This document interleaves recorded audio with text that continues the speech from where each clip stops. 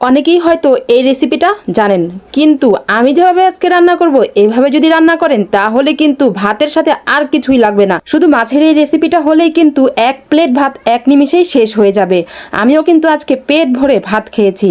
আর অবশ্য আমি আজকে আমার চুলাটি ভালো করে লেপে দিচ্ছি, কারণ রান্নার আগে রান্না করার সময় এই চুলাটি একটু তাড়াতাড়ি কালো দাগ হয়ে যায়। আর আমার যে ওই গোল চুলাটা সেটা খুব একটু দেরিতেই সব কিছু নষ্ট হয়, কিন্তু এটা খুব তাড়াতাড়ি কালো দাগ পড়ে যায়। আর যাই হোক, আমি চুলাটা ভালো করে লেপে দিচ্ছি। আর এইদিকে আমার মা সুন্দর করে মাছ কিন্তু কেটে দিচ্ছিল। যেহেতু আমি মাছ কাটতে এক্সপার্ট না, মানে আমি একদমই পারি না, তো আমার চুলাটা ওইদিকে শুকাচ্ছে, আমি সব কিছু এইদিকে আমরা রেডি করছিলাম। আর এই তো সকালবেলা এইদিকে কি সুন্দর রোদ উঠেছে। রোদ উঠলে কি হবে, এখানে গরমে বসে রান্না করি, চুলার যে সাইডটা সেই সাইডে কিন্তু রোদ পড়ে না, কিন্তু আমি বসে যেখানে রান্না করি সেখানে কিন্তু ঠিকই খুবই রোদ পড়ে। তো এই তো আমার যে প্রথম টিক্সটা শুরু হয়েছে সেটা হলো মরিচ বেটে নিয়েছি। এখানে অনেকগুলো লাল মরিচ নিয়েছি, লাল মরিচগুলো সুন্দর মতো বেটে নিয়ে এখন আমি রসুন ছেঁচে নিচ্ছি। আমার এই রেসিপিটা অবশ্যই সবাই একবার হলো ট্রাই করবেন। আমি জানি এই রেসিপিটা অনেকে মাছের ঘাটা বা মাছের কি বলে জানি না, ভর্তা, অনেকে এক একজন এক এক নামে বলে। আমরা কিন্তু মাছের ঘাটা নামেই পরিচিত আমাদের কাছে। তো এদিকে আমি বেশি বেশি পেঁয়াজ দিয়েছি, কারণ এটা কিন্তু রান্না করতে করতে অনেকটাই কমে যাবে। অনেকগুলো মাছ দিয়েছি, অনেকগুলো পেঁয়াজ দিয়েছি, তারপরেও কিন্তু কমে গিয়েছিল। তো পেঁয়াজটা একটু যখন হালকা লাল লাল হয়ে গেছে তখন আমি আদা রসুন দিয়ে বাটা দিয়েছি। আদা রসুন বাটা নেড়ে চেড়ে তারপর আমি বাকিটা দেখাচ্ছি কিভাবে কি। আপনারা এভাবে অবশ্যই একবার হলে ট্রাই করবেন। তারপর আমি যে ছেঁচে দিয়েছিলাম রসুনগুলো সেগুলো দিয়ে আবার নেড়ে চেড়ে দিচ্ছি। তো একটু ভাজা ভাজা হয়ে গিয়েছে, তারপর আমি একটু পানি দিয়েছি, তারপর আমি হলুদ, মরিচ, ধনে গুঁড়া, এখানে পরিমাণ মতো লবণ, তারপর আমি বাটা মরিচ দিয়ে ভালো করে কষিয়ে নিব।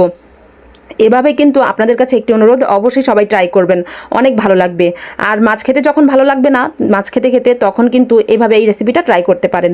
তো এই তো এখন আমি শুকনো মরিচ দিয়ে দিয়েছি আর একটু, কারণ এটার কালারটা একটু সুন্দর আসবে। তারপর আমি পরিমাণ মতো পানি দিয়ে ভালো করে কষিয়ে নিব। যত ভালো করে কষানো যায় ততই কিন্তু ভালো লাগবে।